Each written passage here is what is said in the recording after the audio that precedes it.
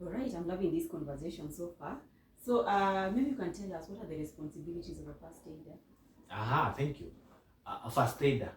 I think tumeona who a first aider should be. Tumeona qualities of a good first aider. Then we can now see responsibilities of a first aider. Responsibility is that which you should be able to do in case of there's a casualty or in case it's a situation as a first aider. What are you expected to do? For example, me wanasema I'm black and short. Those are my qualities. But now responsibility that should be able to pay rent. That is my responsibility. Should be able to do that. So as a first aider, what are your responsibility? So number one, you are supposed to assess the situation for safety. Assess the situation for safety. Yes. So that as a first aider, you are not supposed to ufike kwa scene and then you realize that there is a danger. So you are supposed to assess. If it is safe, you go. If it's not safe, we see how to be able to deal with the danger. Either we can deal with the danger or come at Wezi, then we call for the right help. So assess the situation for safety. The other responsibility will be taking care of the casualty and their properties. We expect your casualty to be safe and also their properties to be safe, so that when they come back to normal or their families arrive or the ambulance arrive, you should be able to hand over their property and the casualty also. Yes. So take care of the casualty and their property.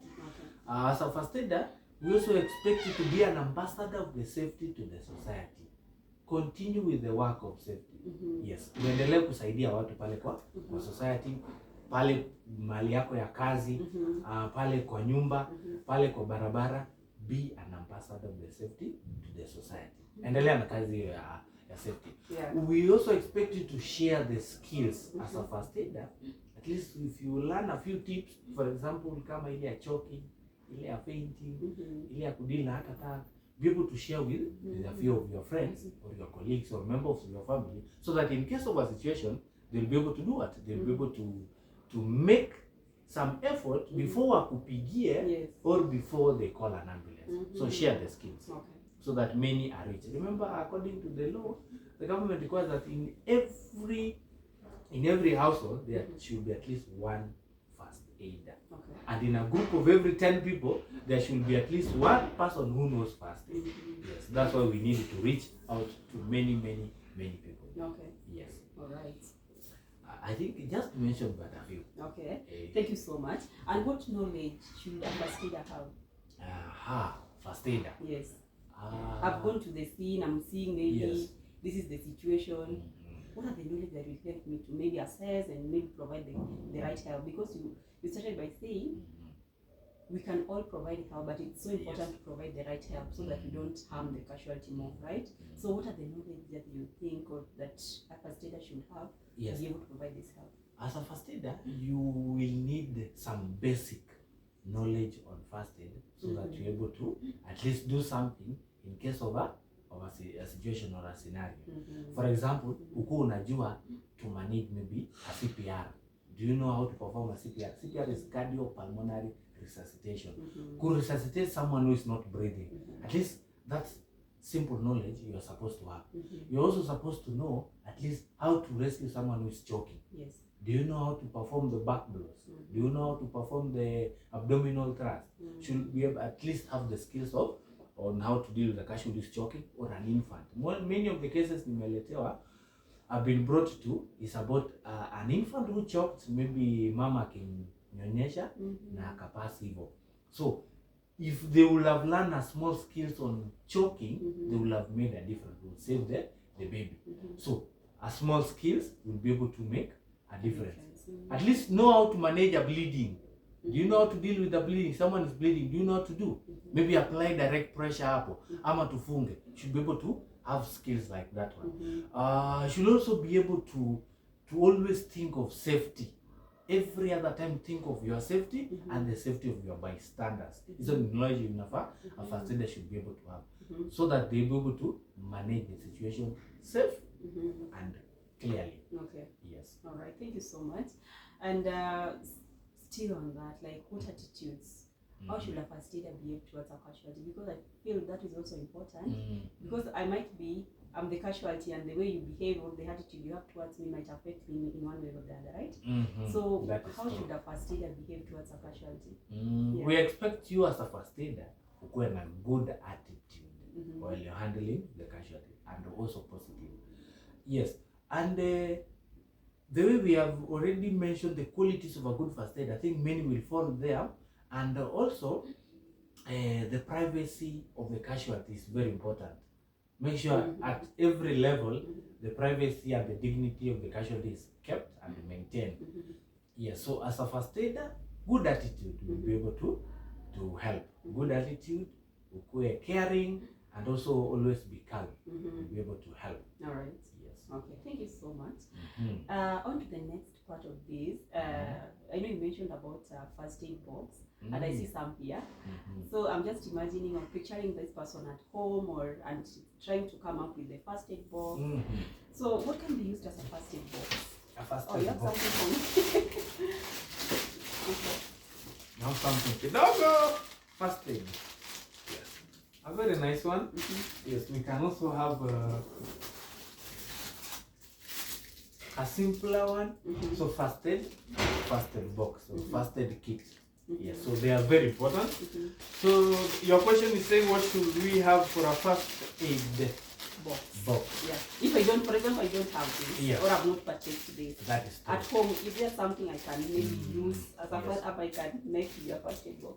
Thank you. So according to DOSH, that's Director of Safety and Health, they recommend for a first aid box either to kuwe na ka plastic or ka metal. Oh, these are plastic? Yes.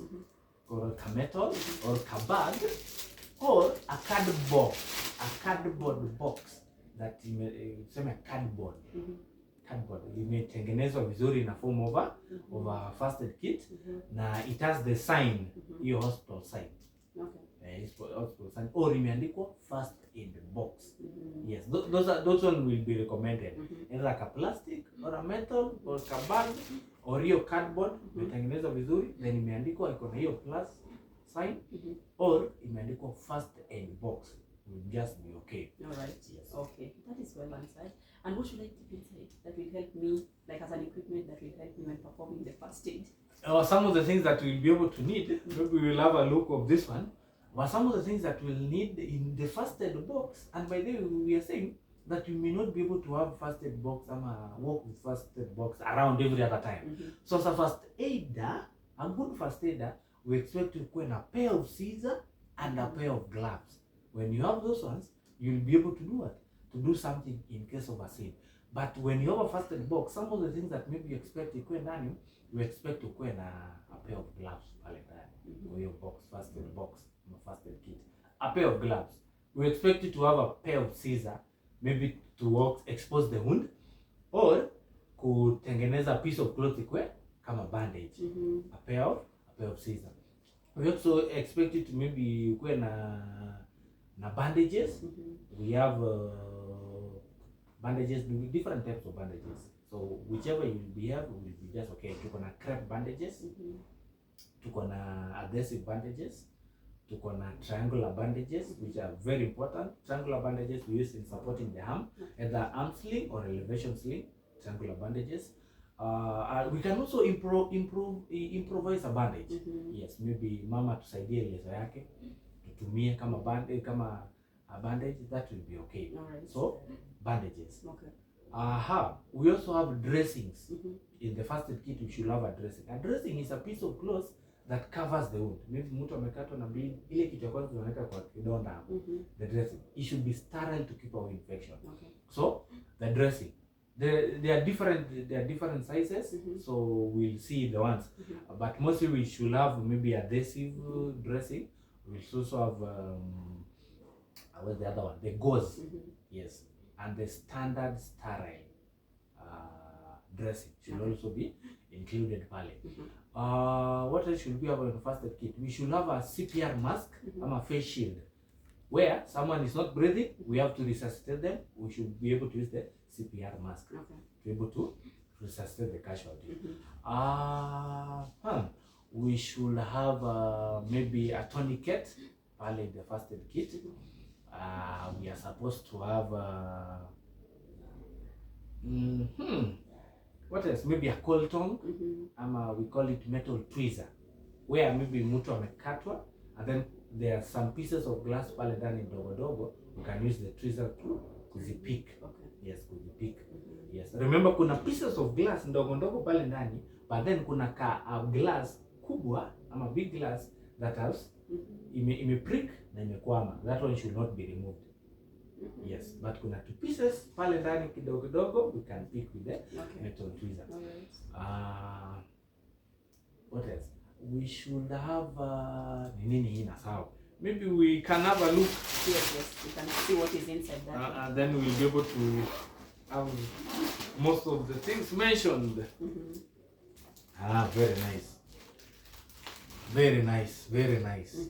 Yes, so we have the bandages.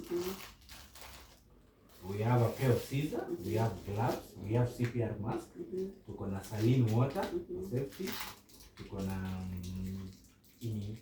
adhesive tape. Adhesive tape, after tumefunga the entire bandage, then we can seal the remaining part of it. We should also have safety pins in a first aid kit, safety pins, so that the end of the bandage should be able to seal it with that. We should have cotton wool. By then, it's going to sell cotton wool. We should have cotton. In the cotton balls, the ones which are round. The size they recommend this one because this one, if you use it in a wound, the pieces does not remain. And the pieces who are in a bag of cotton, that's why I like it. Very nice. We should also have a notebook and a pencil. Kuandika maybe your report on what happened when you are reporting or when you're handing over the casualty. We should have a digital thermometer. Yes, so that you pime temperature ya casualty. Ujue kama ni above 37 or 36 or iko below. We should also have a guide. Yes, a guide. Maybe first aid kit content, whatever iko ndani, kuna list pale, ama checklist, and then we have a small guide on first aid. Yes, maybe fainting, choking. That's some information on first aid. Yes, kidogo. The other side, we have this other side.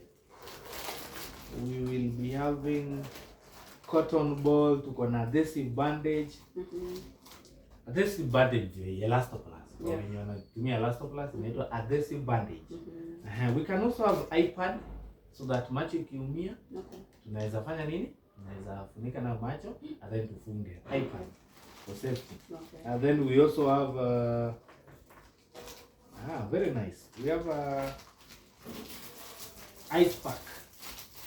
Mtu ameteguka, so to reduce pain and swelling, we have ice pack, cold or hot. Yes. So normally go in the cold. So when you want to use it hot or warm, wait for microwave for like 30 seconds, then you'll be able to use it. It's a good one to reduce pain and swelling. And then we have cleansing wipes or alcohol prep pad. Hizi ni kusafisha kidonda sasa. Kama una maji, tunatumia hizi. Yes. And that will be our first aid kit. So I have this at home. Where should I keep it? Very nice, very nice. When you have it at home, you are supposed to keep it in a place where it's easily accessible by most of the people, but not children, most of the adults, easily accessible. So we can have the first aid kit in the house, we can have it in the workplace, we can have it in the car, we can have it in the classroom. Na iwekwe strategically mahali everyone can easily access and maybe not to children. Yes. So that we'll be able to use it to save a situation instead of maybe looking around, wondering where it is. Yes. Yes, I think with that is okay. Unless you have another need. This is so nice, and this actually brings us to the end of this first session. I know we'll be having many sessions, many parts of this that is actually teaching more on first aid and even different conditions, what you can do maybe if someone is choking, someone has fainted. I know we have different sessions on this so that even practically you can take people around, can show people what you can do in case something arises and all that. So thank you so much for this first session. So informative, so educating, and I know it will really go a long way in informing others, educating others, and just helping people to have this information on first aid. So I want to end it there, unless you have final remark or final thing to say before we end it. Thank you. I just want to say thank you, and watu wa watch